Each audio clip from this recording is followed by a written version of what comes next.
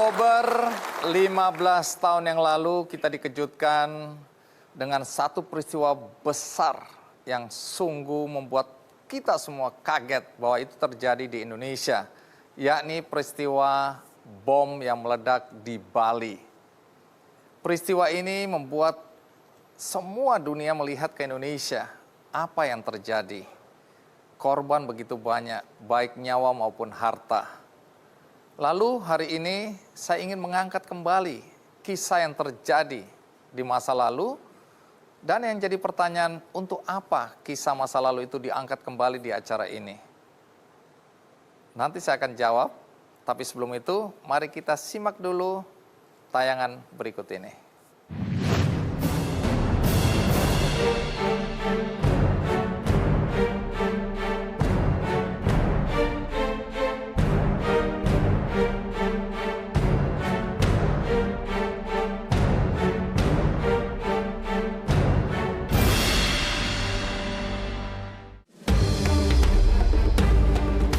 Aksi terorisme menjadi bagian kelam sejarah Indonesia.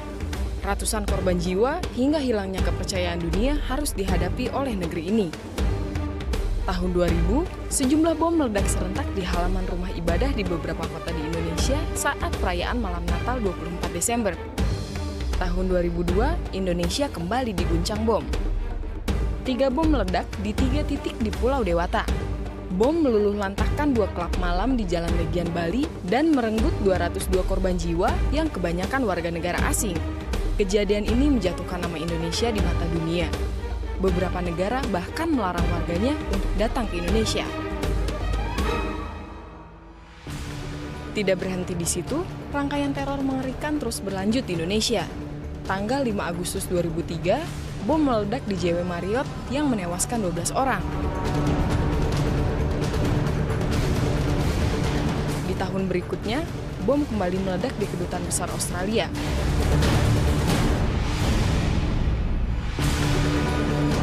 Dan di tahun 2005, Bali kembali diguncang 3 buah bom yang meledak di Kuta dan Jimbaran.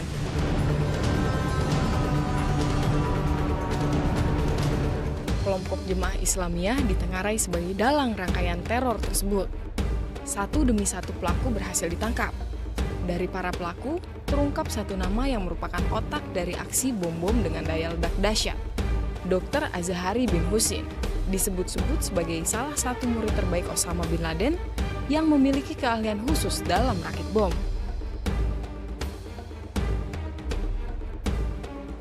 2005 menjadi akhir cerita dari warga Malaysia yang berjuluk Demolition Man. Azahari tewas saat digerebek oleh Densus 88 di Malang, Jawa Timur. Namun, akhir hidup dari gembong teroris ini bukanlah akhir dari terorisme di Indonesia. Sel-sel terorisme masih hidup di Indonesia, dan kita harus waspada.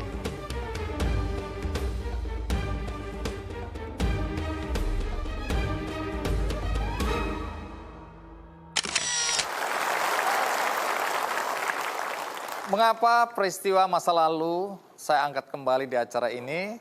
Karena kita harus belajar dari pengalaman masa lalu agar tidak lagi terulang.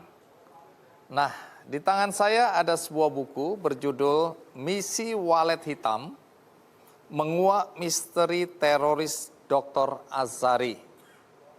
Buku ini menarik untuk disimak karena bercerita tentang banyak hal yang mungkin belum diketahui oleh masyarakat luas.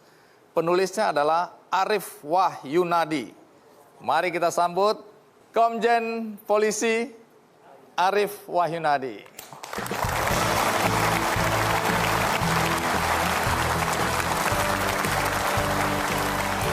Pak Arif, terima kasih banyak sudah hadir. Ya, silakan duduk. Monggo.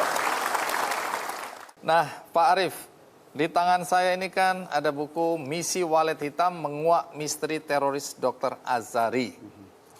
Sebenarnya apa yang Anda tulis di dalam buku ini supaya penonton di rumah maupun di studio juga tahu?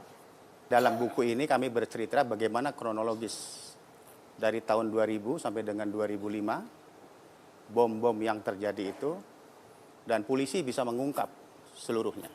Lalu apa kaitan Anda dengan peristiwa terorisme di Indonesia? Intinya saya selama 25 tahun sampai dengan pangkat kolonel kalau di TNI, kalau di polisi sampai pangkat kombes, saya dinas di Satuan Brimob.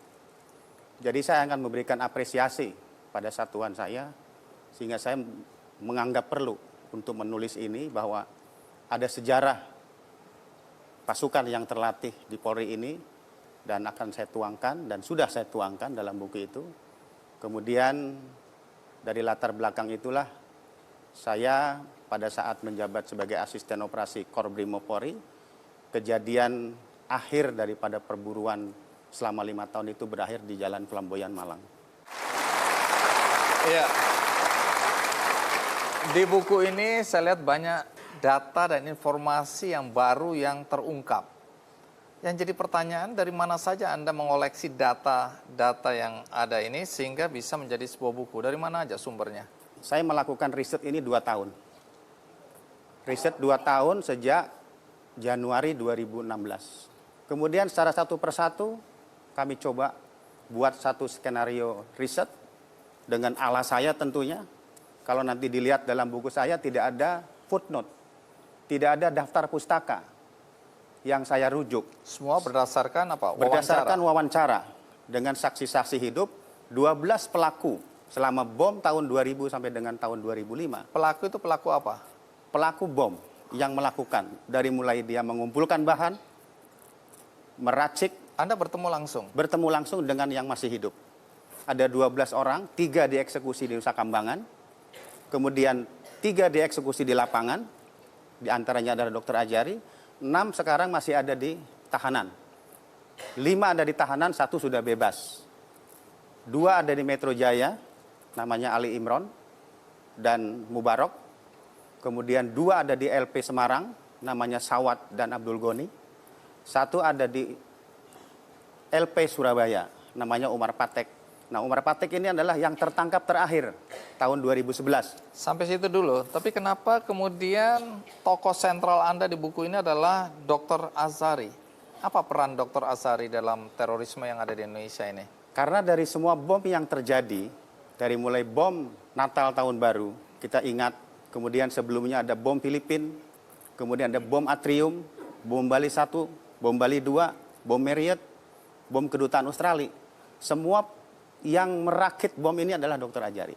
Baik, menarik, karena kemudian kita semua tahu bahwa Dr. Azhari tewas tertembak dalam sebuah pengepungan di sebuah villa di Batu, Jawa Timur.